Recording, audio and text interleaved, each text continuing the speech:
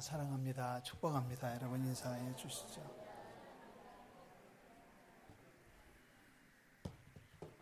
네. 제가 신앙생활을 처음 시작한 것은 중학교 1학년 때였었습니다. 초등학교 6학년 때, 초등학교 5학년 때는 성탄절에 한 번 교회를 갔었습니다.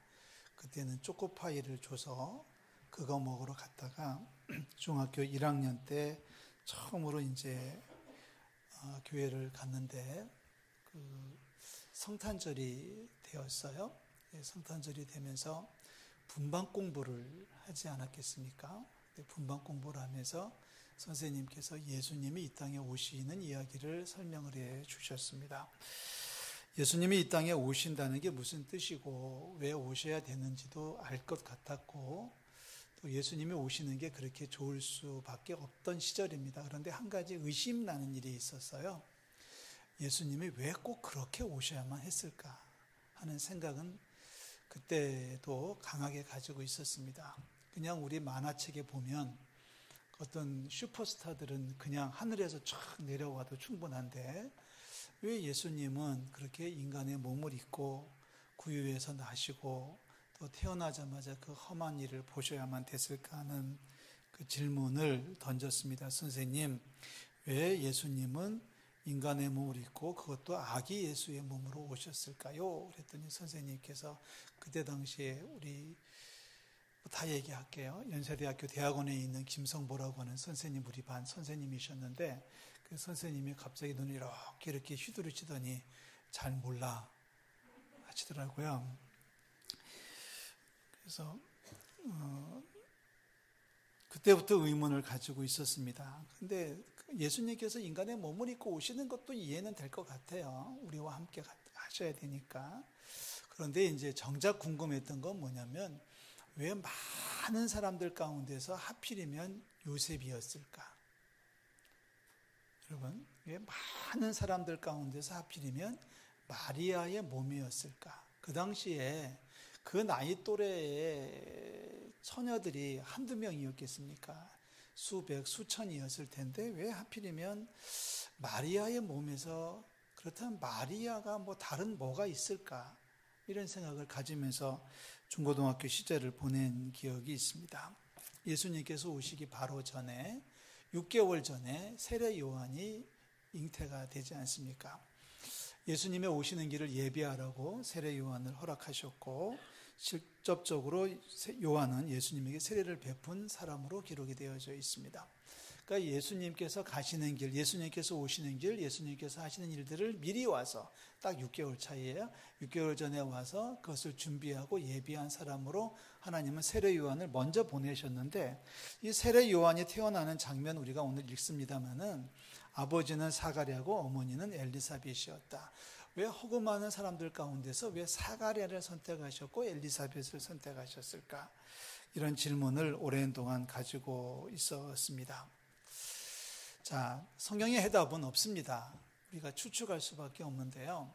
그 사람들이 나이가 몇 살이기 때문에도 아니고 사는 집이 어디였기 때문에도 아니고 그 사람들이 성품이 어떻기 때문에도 아니고 그 사람들의 직업이 어떻기 때문에 그 사람들을 선택한 건 결코 아닌 것은 분명합니다. 성경 말씀은 이제 사가랴와 엘리사벳에 대해서 딱 몇 마디 설명을 하고 있을 뿐입니다. 오늘 우리가 읽었던 1장 5절이죠. 제사장 가운데 한 사람이 있었는데 그의 이름이 사가랴였고 그의 아내 이름이 엘리사벳이었는데 엘리사벳 역시 아론의 후손이었다. 다시 말하면 가문으로 볼 때에 꽤 이름 있는 사람들이었다는 겁니다. 다만 문제는 나이가 많이 들었는데도 불구하고 자식이 없었다라고 하는 거지요. 자, 오늘 제목을 달았습니다. 성탄의 공로자들, 예수 탄생의 공로자들, 예수님이 오시는데 그 예수님이 오시는 그 일을 위해서 당신의 몸을 빌려서 헌신했던 사람들입니다. 그냥 예수님께서 구름을 타고 낙하산을 타고 툭 떨어지신 분이 아니라 인간의 몸을 입고 오셨던 바로 요셉과 마리아, 그리고 그보다 바로 앞에 오셨던 그 세례 요한의 탄생을 위해서 그 몸을 빌렸던 사가랴와 엘리사벳입니다. 성탄의 공로자, 다시 말해서 예수 탄생의 공로자는 바로 사가랴와 엘리사벳. 그리고 요셉과 마리아입니다. 왜 많은 사람들 가운데서 그런 사람들을 선택하셨을까에 대한 답을 추적해 보면서 오늘 몇 가지 중요한 문제를 나누고자 합니다. 자, 우선 사가랴와 엘리사벳 이야기입니다. 1장 6절 말씀 우리 다 같이 읽겠습니다. 1장 6절 말씀 다 같이 읽습니다. 이 두 사람이 하나님 앞에 의인이니 주의 모든 계명과 규례대로 흠이 없이 행하더라. 자, 제사장이었습니다. 사가랴는 그 예수님 당시에 예루살렘에 상주하고 있던 제사장들의 숫자는 약 1000명 정도로 알려져 있습니다. 그 1000명 가운데서 선택받아 가지고 세례 요한을 임신했던 그 부부가 바로 소개되어지는데, 바로 제사장 가운데 한 사람이었던 사가랴, 그리고 그의 아내는 엘리사벳이라고 소개되어집니다. 이 사람들의 나이는 많이 든 것은 분명한데 중요한 설명을 6절에서 제시를 하고 있죠.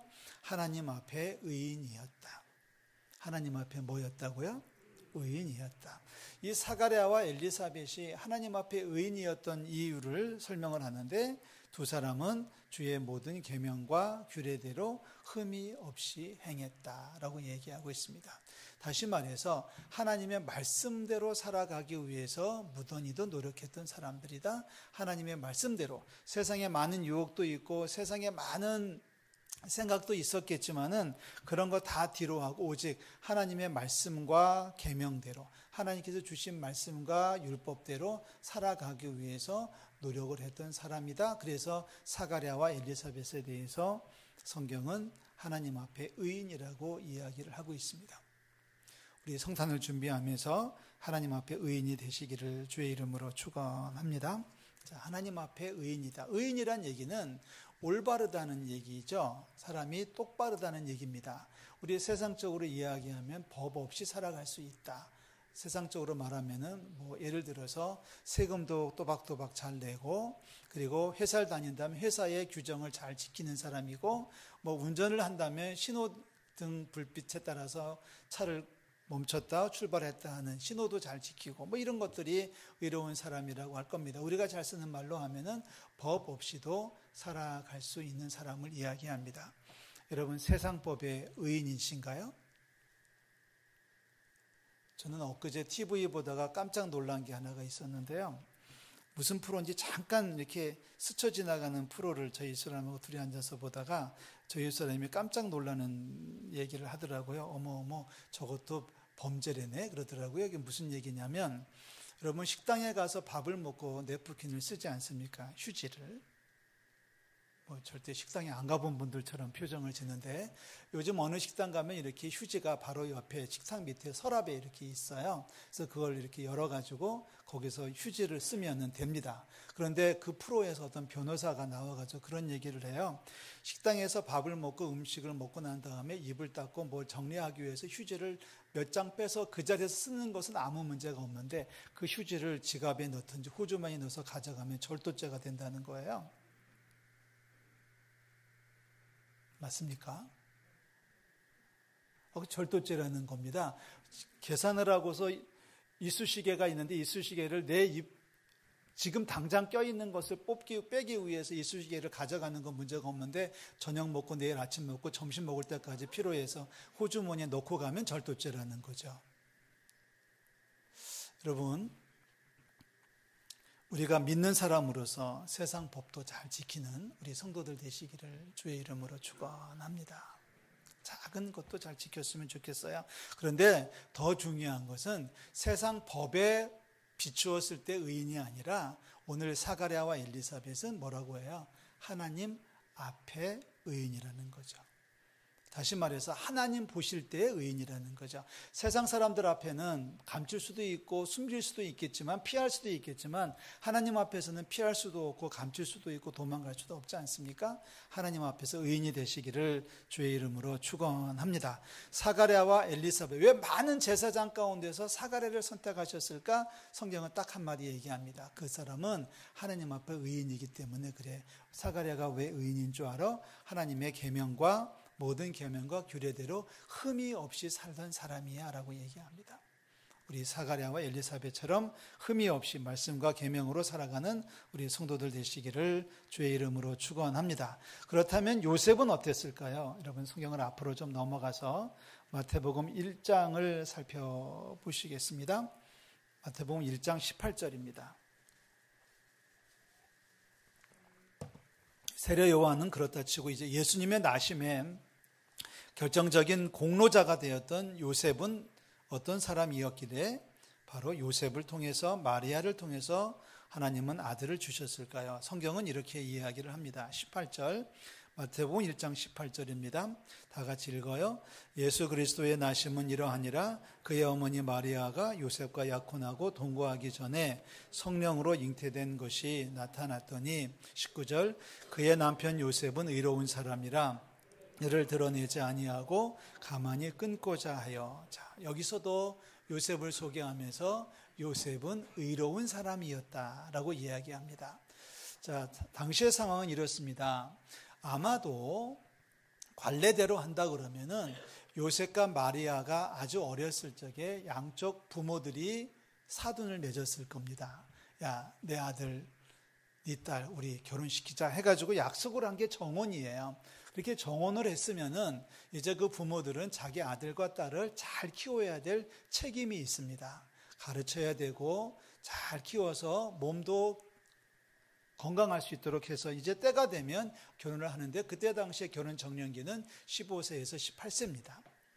그러니까 아직 20살이 되기 전인데 이제 문제가 하나가 발생을 하죠. 어느 날 가브리엘 천사가 나타나서 마리아에게 얘기하는 겁니다. 너 이제 그 임신을 하게 될 거야. 아기를 갖게 될 거야.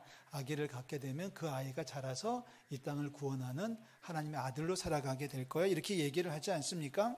그랬더니 마리아가 화들짝 놀려가지고 나는 한 번도 남자랑 그런 경험이 없지 않습니까? 하고 이제 하나님 앞에 천사한테 얘기했더니 천사가 하는 말이 아니야. 하나님께서 하시는 일은 다 할 수 있는 거야. 성령으로 다 가능한 거야. 이런 이야기를 주고받았단 말이에요. 그리고 나서 이제 마리아가 그 놀란 가슴으로 누군가한테 얘기를 했겠죠. 아니면은 요셉을 찾아가서 얘기를 했을 수도 있습니다. 그랬더니 요셉이 알았습니다.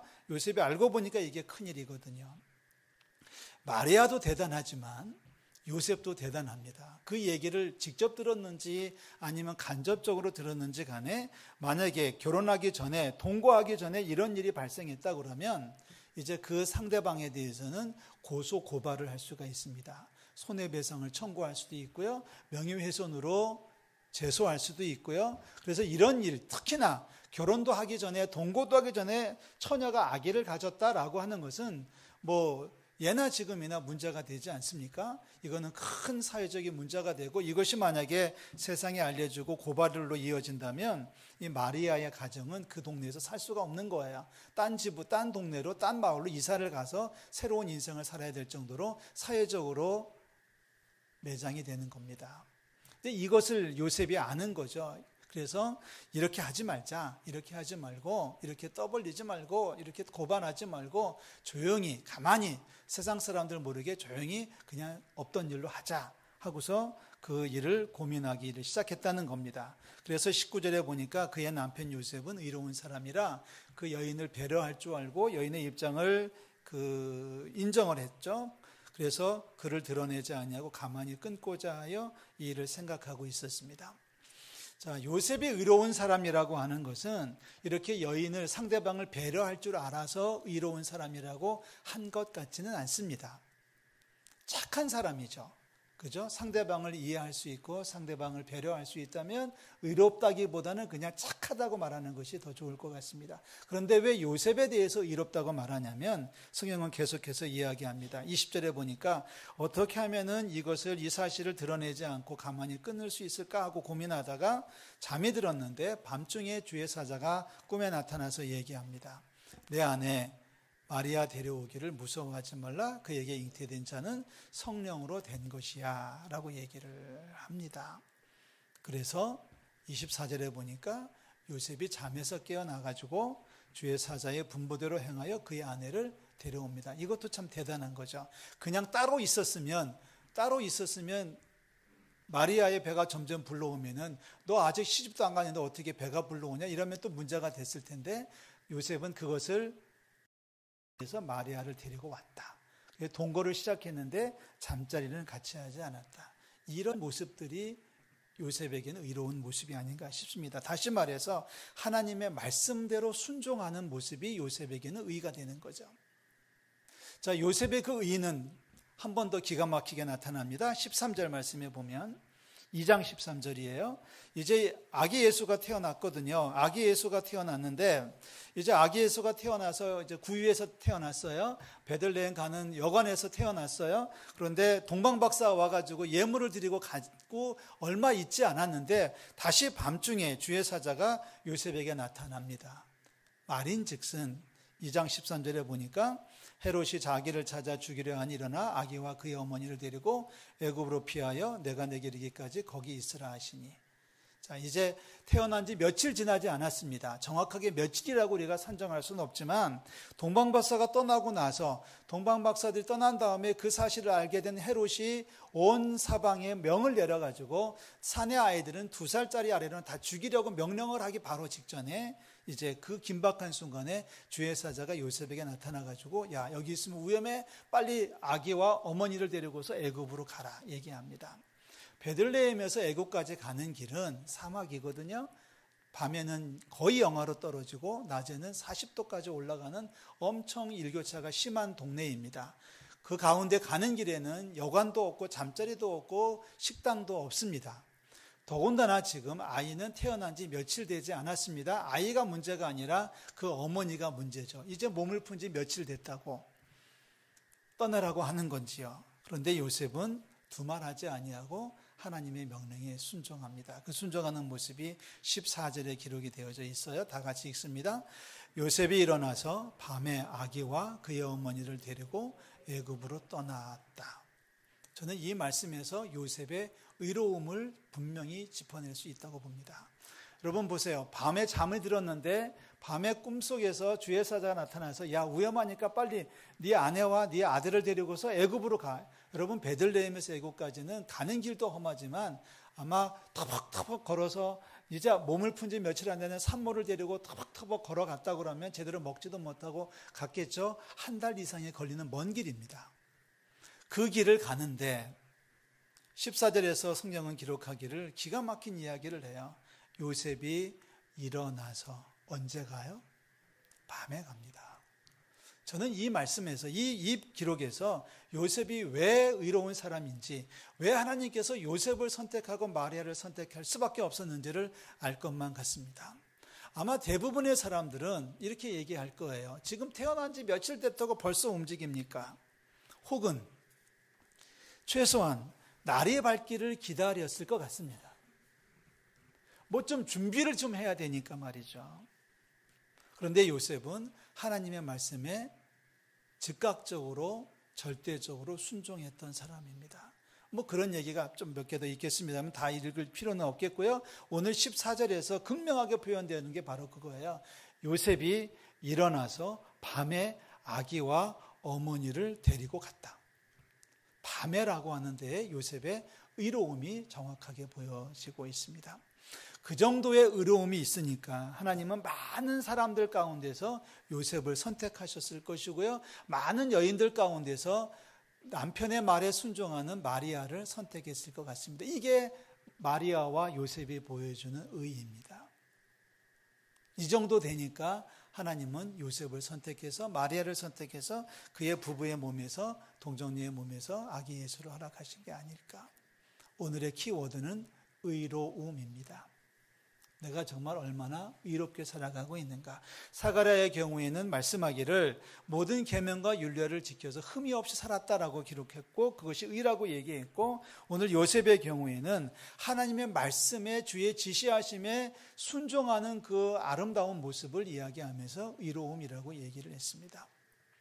우리가 성탄을 준비하면서 사랑하는 성도 여러분, 하나님 앞에서 의로운 자가 되시기를 주의 이름으로 축원합니다. 의롭다라고 하는 것은 바로 하나님과 나와의 관계를 이야기하는 거거든요. 세상 법의 의로움이 아니라 하나님 앞에서 의로운 게 중요한 겁니다.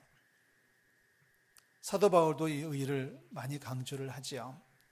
사도 바울도 이야기하기를 로마서에 보낸 편지에서는 무엇을 먹었느냐, 무엇을 입었느냐, 어떤 자리에 살고 있느냐, 이게 중요한 게 아니라 하나님의 나라는 세 가지만 있으면 된다는 거예요. 하나님의 나라는 세 가지가 충족되면 그렇게 살아가는 사람이 바로 하나님의 나라를 살고 있는 거다라고 이야기하면서 로마서 14장 17절에 얘기하기를 의와 평강과 실학이라고 얘기했습니다. 한번 따라해 보시겠습니까? 의, 평강, 실학. 그러니까 평강이라는 얘기는 하나님이 나와 함께 하시기 때문에 걱정이 없는 게 평강이고요. 고민이 없는 게 평강이에요. 주님께서 내 삶을 지켜주신다는 그 믿음 안에서 살기 때문에 평강이죠. 주님께서 나와 함께 하시니까 내가 주님 앞에 올바로 살겠습니다라고 고백하니까 의이고요. 그런 믿음이 있으니까 내게 주시는 안정감, 내게 주시는 행복이 평강이고요. 따라서 그 평강이 내 삶 속에 나타나는 것이 실학입니다. 그러니까 하나님의 나라는 잘 먹었다고 되는 게 아니고 좋은 옷을 입었다고 해서 하나님 나라가 되는 게 아니라 하나님과의 관계가 올바르고 의, 하나님께서 나와 함께 하시기 때문에 걱정 없이 살아가는 게 평강이고 그래서 웃을 수 있는 것이 바로 실학입니다. 하나님의 나라는 뭐라고요? 의와 평강과 실학입니다. 또 에베소에 보면 같은 이야기를 해요. 이제는 너희들을 그리스도인들은 옛 옷을 어둠의 옛 옷을 벗어버리고 믿음으로 그리스도의 옷으로 갈아입자라고 얘기합니다. 이제는 어둠의 옷을 벗어버리고 빛의 옷을 입자고 얘기하면서 빛의 옷을 입은 사람들은 이렇게 살아갑니다라고 얘기를 하죠. 그러면서 하는 말이 빛의 열매가 있다. 빛의 열매, 우리가 빛 가운데 살아가면 세 가지 열매가 맺힐 겁니다라고 하면서 세 가지 열매를 이야기합니다. 착함과 의로움과 진실함입니다. 우리 믿는 사람들은 빛 가운데 살아간다면 항상 선한 마음으로 살아야 되고 의로워야 되고 진실해야 된다고 얘기하죠. 여러분, 이 두 가지 하나님 나라의 모습과 빛의 열매의 모습에서 세 가지를 주는데 공통적으로 등장하는 한 요소가 뭐예요? 바로 의입니다. 여기만 등장하는 게 아니에요. 한 번은 사도 바울이 감옥에 갇힌 적이 있었죠. 예루살렘에서 체포가 돼가지고 로마로 압송되어 갈 때 가이사랴에 잠시 며칠을 머물 때가 있었습니다. 가이사랴에 머물고 있을 때에 고관들이 와가지고 바울을 신문을 합니다. 왕도 오고 총독도 오고 뭐 이렇게 해가지고 바울을 만나러 와가지고 바울에게 이제 신문을 하면서 묻는 질문이 뭐냐면은 도대체 예수 믿는다는 게 뭐냐라고 물어요. 예수 믿는다는 게 뭐냐? 도대체 뭘 믿는 거냐? 예수 믿으면 뭐가 달라지는 거냐? 이렇게 물을 때에 사도 바울이 세 가지를 얘기합니다. 의와 절제와 심판입니다. 의와 절제와 장차 오는 심판을 강론했다고 성경은 이야기하고 있습니다. 사도행전 24장 이야기인데요. 거기서 세 가지를 강조할 때도 의가 포함이 되어져 있습니다. 오늘 우리의 주제는 의입니다. 하나님과의 나와의 관계 속에서 왜 하나님이 사가랴를 선택해서 요한을 주셨는지, 왜 하나님께서 예수님을 보내실 때에 요셉이라고 하는 인물을 통해서 주셨는지, 우리는 그 공통점이 바로 두 사람의 공통점이 의라고 하는 것을 기억하셔야 돼요. 그렇다면 이 공시대를 우리가 추론해 나간다면 금년도에 예수님께서 우리 가운데 오실 줄로 믿습니다. 아멘. 그렇다면 우리가 준비해야 되는 것은 뭐냐면 우리도 사가랴처럼, 우리도 요셉처럼 의로운 사람으로 하나님 앞에 우뚝 설 수 있기를 주의 이름으로 축원합니다. 하나님과의 관계예요. 하나님과의 관계입니다. 사가랴의 경우에는 하나님의 말씀대로 살았고, 그리고 요셉의 경우에는 하나님의 말씀대로 순종했다고 하는 이 의를 여러분 마음속에 간직하고 대강절 세 번째 주간을 보내면서 의롭게 세상을 이기는 우리 모든 성도들 되시기를 주의 이름으로 축원합니다. 우리 마지막 찬송을 부릅니다. 122장을